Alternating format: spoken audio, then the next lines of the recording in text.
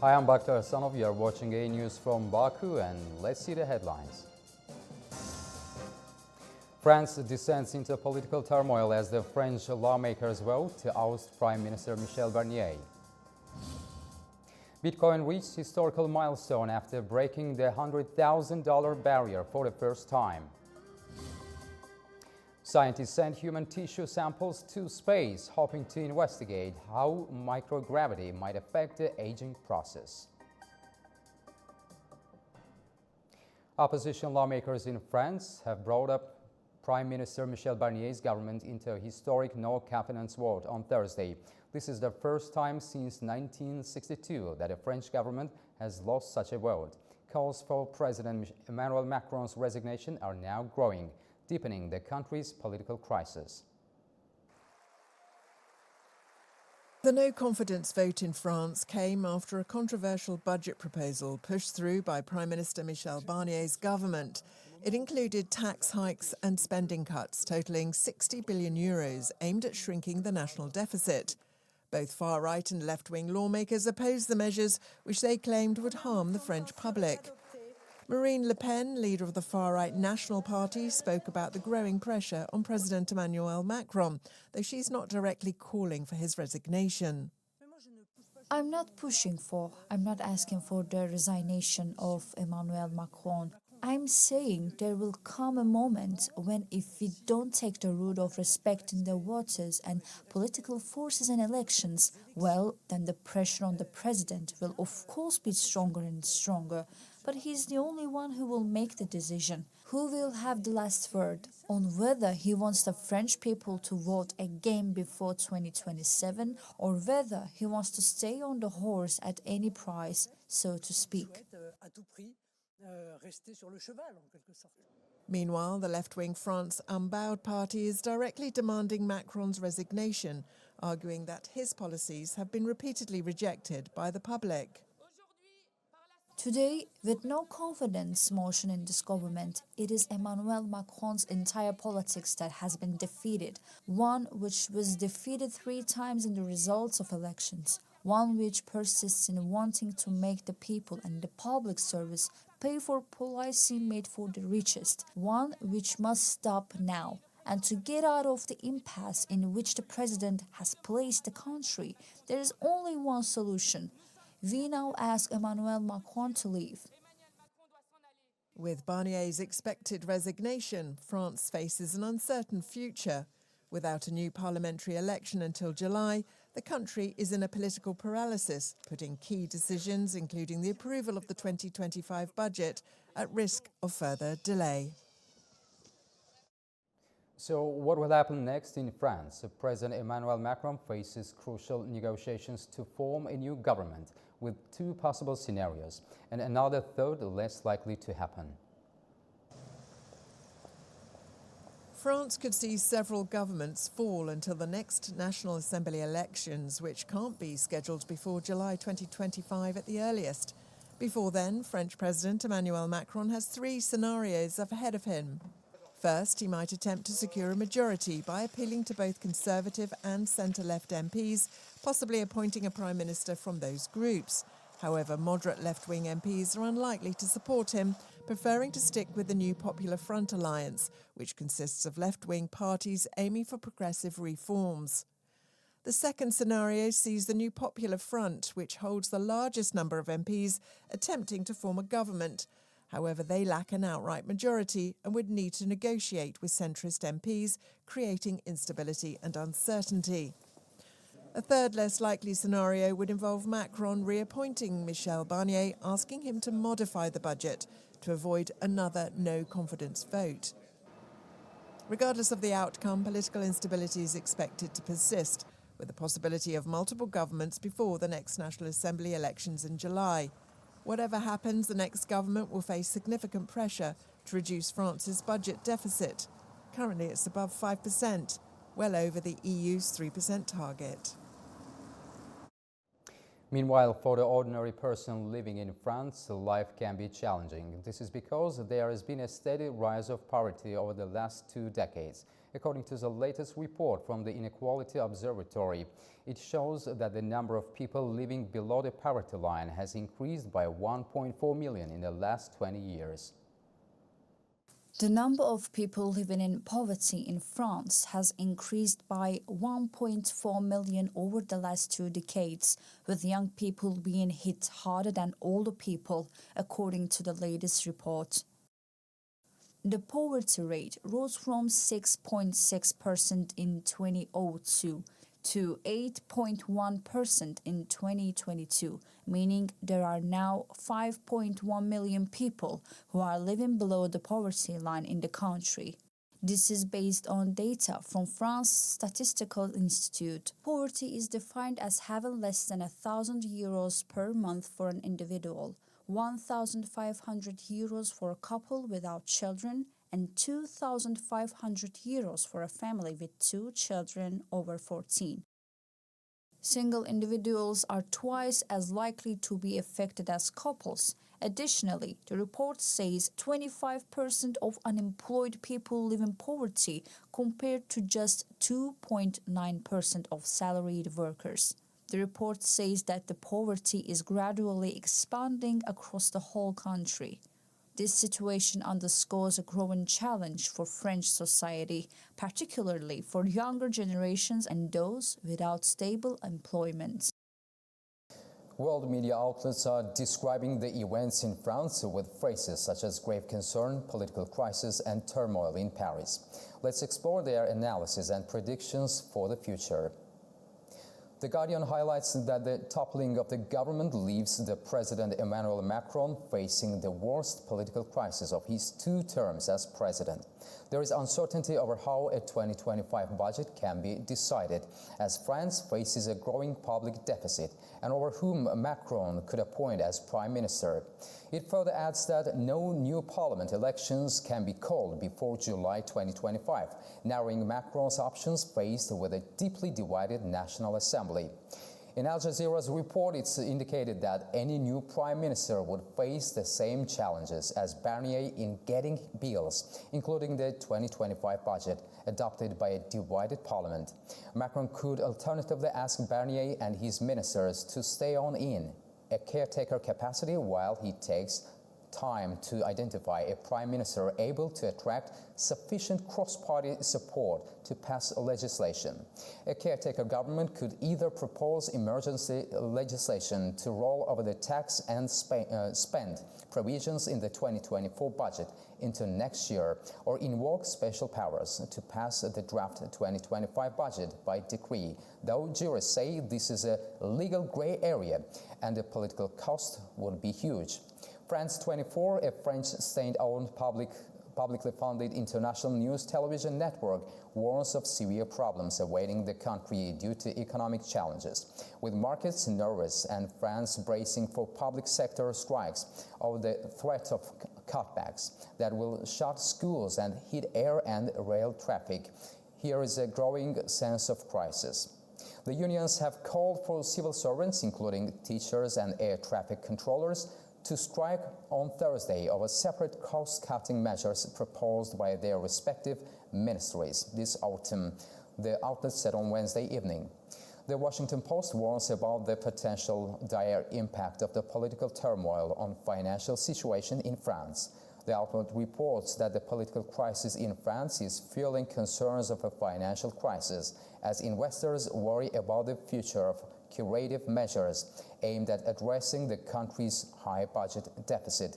The deficit is currently over 6% of GDP, significantly exceeding the European Union's 3% guideline.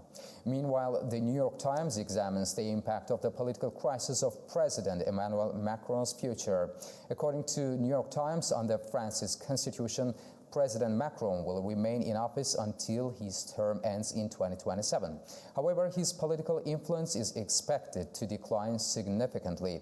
Politicians from both the left and the right have called for his resignation, with analysts noting that Marine Le Pen is particularly keen to push for an early presidential election. South Korea's defense minister has handed in his resignation, and the country's army chief has offered to resign. According to local reports, this comes as the opposition pushed forward a motion to impeach President Yoon Suk-yeol over his failed attempt to impose martial law Tuesday night. 북한 공산 세력의 위협으로부터 South Korea's president has accepted the resignation of his defense minister, Kim Yong-kyun. It's after Yong-kyun was blamed for advising Yoon Suk-yeol to declare martial law, ordering troops to parliament on Tuesday. This move triggered protests immediately, and Yoon reversed the decision a few hours later. The president has now appointed a new defense minister, Choi Byung-hyuk, the country's ambassador to Saudi Arabia. Whilst being questioned at the National Assembly in Seoul about the events that night, the commander of the troops, Park Hun-soo, said there was no intention to use firearms against the public. Additionally, Vice Defense Minister Kim Sun-ho confirmed that no live ammunition was provided to the troops deployed to the parliament. Demonstrators continue to call for President Yoon's resignation. After the declaration of martial law, the citizens' sit-in protest began, and I'm here today as one of the citizens to participate. The bill to impeach President Yoon Suk-yeol has been submitted and is expected to pass soon. Until it passed, and until the people of South Korea can live calmly and safely, I'm standing here together as one of its citizens.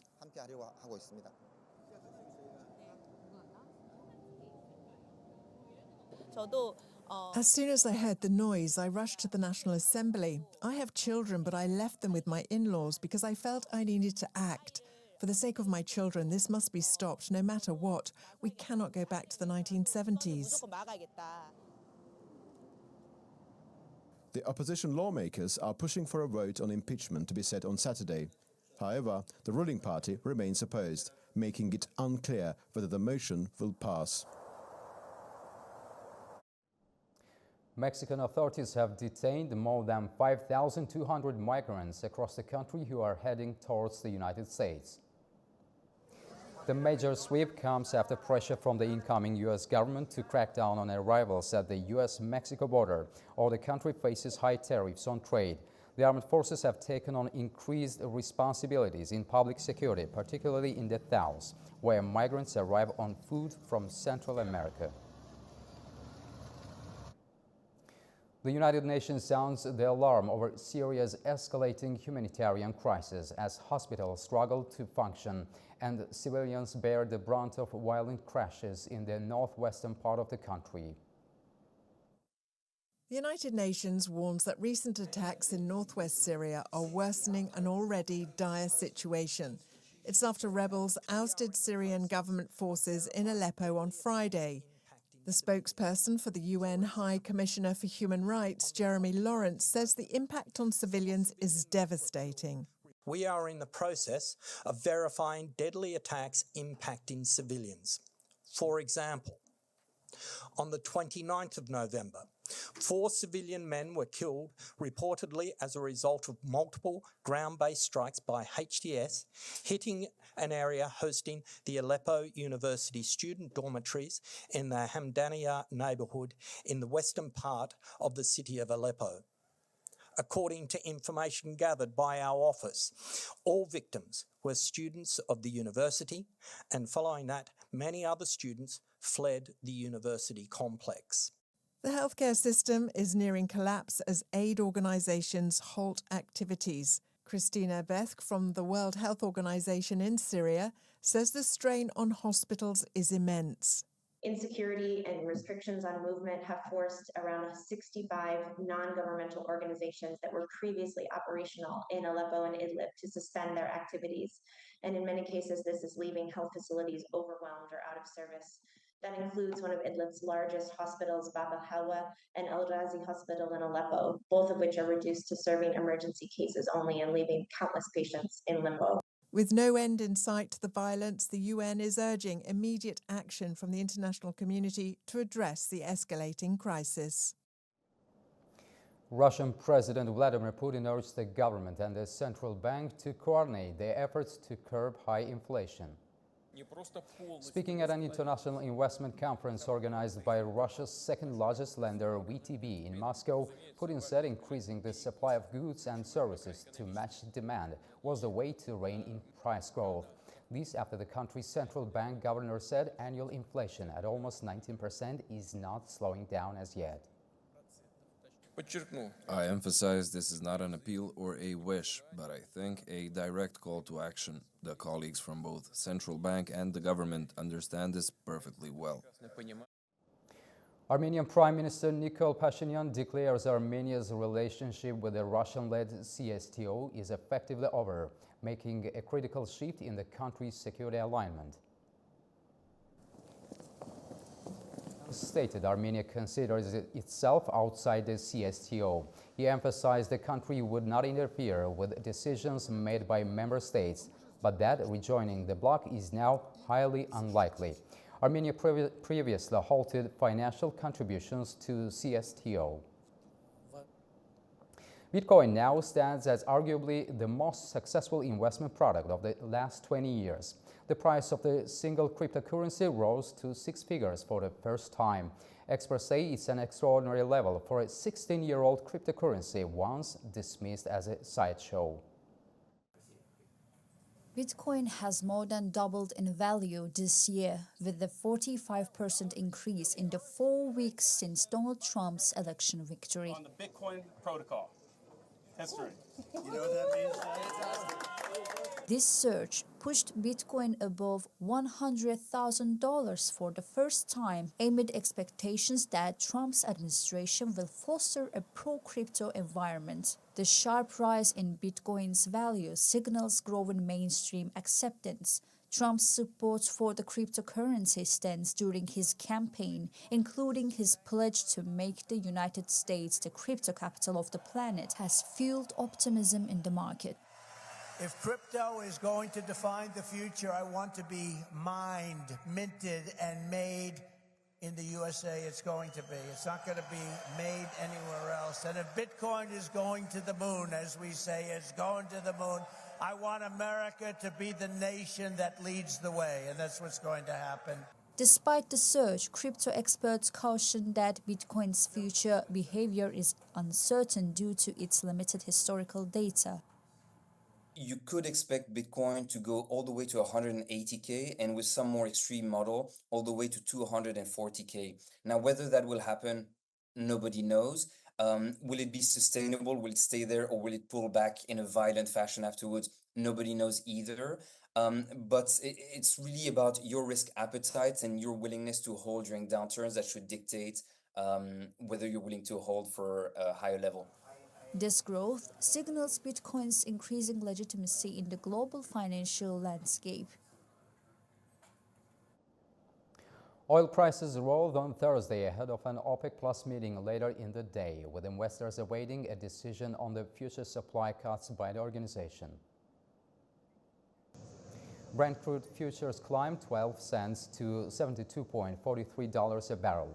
Meanwhile, U.S. crude futures were at $68.70 a barrel, up 16 cents. Analysts suggest that political instability in the Middle East also contributes to the rising oil prices. An exhibition in Azerbaijan's capital called Zero Waste features design works made from recycled rubbish. It also showcases photos of endangered and rare species found in the country. The exhibition in Baku will be on display at the Museum of Modern Art from 26th of November until the 25th of December. Organizer Nargis says it's highlighting the negative impacts of human activities and is trying to encourage people to reuse things.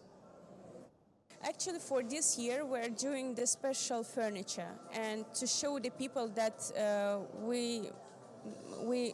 we do not need a production of something new. We always may choose something from the last years, for example, and just renew it and, of course, use it in our everyday life. We're also doing so many social projects, and one of the most important and crucial projects for us, that's the Eco project that we're doing this project during the 5 years.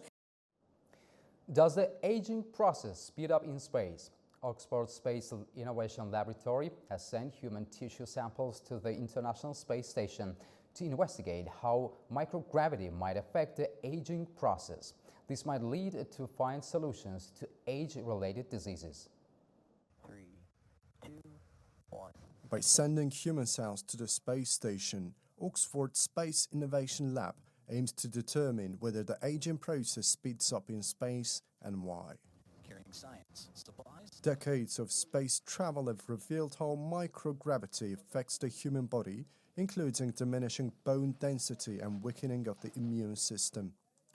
Cells were sent to the International Space Station last month for research. Lead researcher Gad Al-Saleh believes the results could help provide vital information into the aging process. Astronauts suffer from muscle atrophy, a problem with their joint, with their bone, and also with the immune system.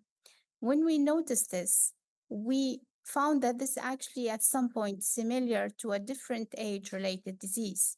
And this led us to ask the question if the space might provide us with an accelerating aging model.